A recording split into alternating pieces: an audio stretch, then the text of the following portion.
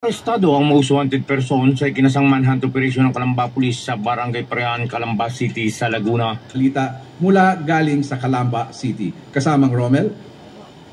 Kinilala ni Police Colonel Harold Depositar, Officer in Charge ng Laguna Police Provincial Office ang akusado na si alias John, residente ng Calamba City. Sa ulat ni Police Lieutenant Colonel Milani Martires, ng Calamba City Police Station, nagkasang kanilang warrant personnel manhunt operation dakong ika-4 ng hapon sa Barangay Parean, Calamba City na nagresulta sa pag-aresto kay alias John.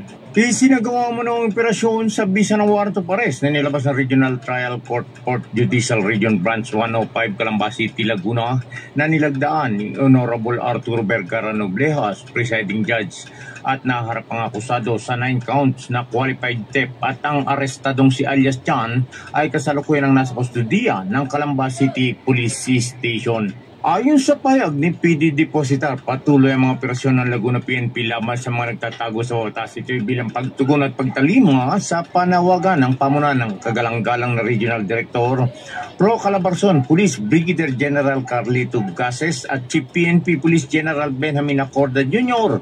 na mabigyan ng hustisya ang biktima at tuluyang papanagutin sa batas ang akusado. Mula sa Timog Katagalugan, ako si Romel Madrigal, nagulat sa DZRJ 10 AM, ang Radyo Bandido TV. Maraming salamat AJ Austria. Ito po si Alan Visitasyon, nagbabalik sa Usapang Bayan Express. Maraming salamat kasamang Romel Madrigal at kasama po natin ulit